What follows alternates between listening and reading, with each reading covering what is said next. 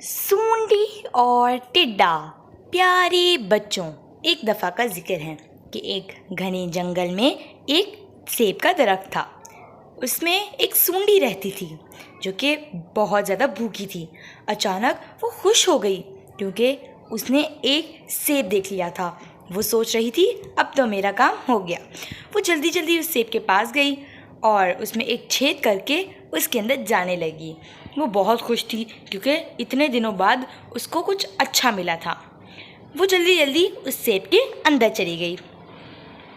وہ اندر جا کے بہت خوش ہوئی۔ اندر جانے کے بعد اس نے جلدی جلدی سیب کھایا، پتے کھائے۔ اب اس کے سونے کا ٹائم ہو رہا تھا تو اس نے ایک پتا گھسیٹا، اس کے اوپر لیٹی، ایک پھانسی لی اور وہ سو گئی۔ تھوڑی دیر کے بعد اس کی نیند لگ گئی۔ اچانک اس کو بہت زور زور سے ٹک ٹک ٹک ٹک ٹک ٹک کی آوازیں آنے لگیں۔ وہ پریشان تھی کہ یہ آوازیں آخر آ کہاں سے رہی ہیں۔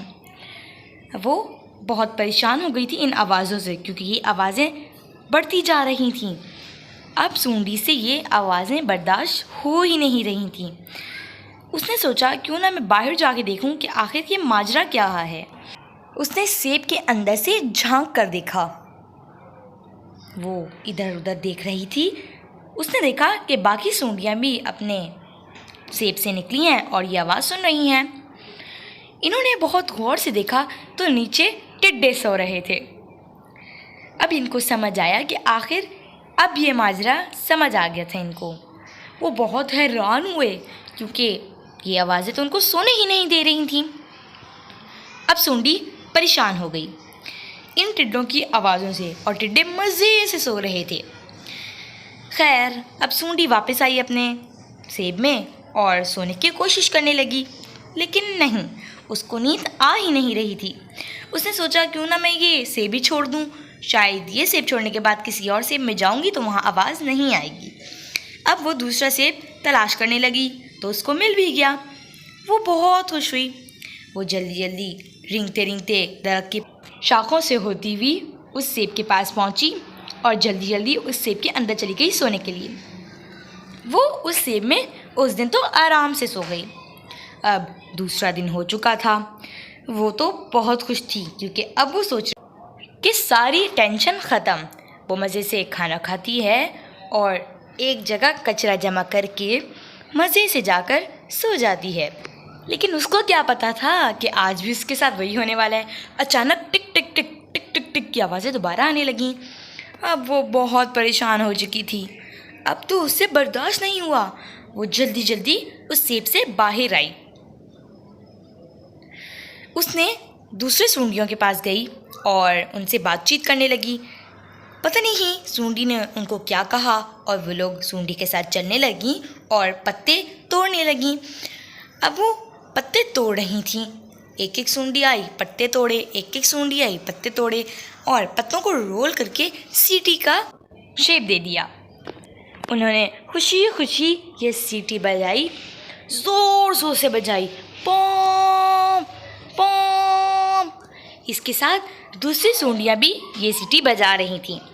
سیٹیوں کی آواز سن کر جو نیچے ٹڈے سو رہے تھے اچانک گھبرا کر اٹھ گئے اور سوچنے لگے کہ آخر یہ آواز آ کہاں سے رہی ہے۔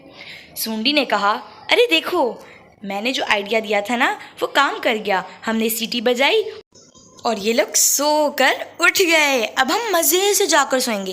چلو چلو سوتے ہیں۔ سب سونڈیاں جا کر آرام سے اپنے اپنے سیب میں جا کر سو گئیں۔ تھوڑی دیر کے بعد ٹڈے بھی سو گئی۔ اب ٹڈوں کی آواز تو آئے گی۔ دوبارہ ٹڈوں کی آواز آنے پر سونڈی پر برداشت نہیں ہوا۔ وہ نکل کے اس نے دیکھا تو وہی ٹڈے تھے۔ اب وہ بہت پریشان ہو گئے تھے، دوبارہ وہی حرکتیں کر رہے تھے۔ اب ٹڈوں نے سوچا، ابے یار، ہم ان کی نیند خراب کر رہے ہیں، چلو ان سے بات کرتے ہیں کہ یہ تو ہماری خود کی آواز ہے، ہم اس کو خود نہیں نکالتے، یہ تو خود ہی نکلتی ہے۔ اگر ہم اس کو روک پاتے تو ضرور روکتے۔ ہاں چلو چلو چلتے ہیں۔ ٹڈوں نے یہ بات سوچی اور اس پہ عمل کرنا شروع کیا۔ ایک ٹڈے نے بولا، ہم تین جاتے ہیں اور ان سے بات کر کے آتے ہیں، تم لوگ جب تک یہیں رہو، دیکھتے ہیں کیا فیصلہ ہوتا ہے۔ تینوں ٹڈے اڑ کر اس کی طرف جانے لگے۔ ارے دیکھو سونڈیوں، ہمیں معاف کر دو، ہم یہ آواز خود نہیں نکالتے، ہمیں پتہ ہے کہ ہماری وجہ سے تم پریشان ہو رہے ہو۔ سونڈیوں نے کہا، جی بالکل، ہم پریشان ہو رہے ہیں آپ کی ان آوازوں کی وجہ سے، اب ہم کیا کریں؟ ٹڈے نے کہا، کوئی بات نہیں، ہم فیصلہ کرتے ہیں نا کوئی۔ دیکھیں، ہم نے تو ایک دفعہ اپنا ٹھکانہ بدل لیا تھا، اب آپ کی باری۔ صحیح کہہ رہی ہو، اب ہماری باری ہے تو کرنا تو پڑے گا۔ چلو ٹھیک ہے، ہم یہاں سے چلے جاتے ہیں، تم بھی سکون میں رہو اور ہم بھی سکون میں رہیں گے۔ بولو منظور ہے نا؟ سب بہت خوش ہو گئے کیونکہ فیصلہ جو ہو گیا تھا۔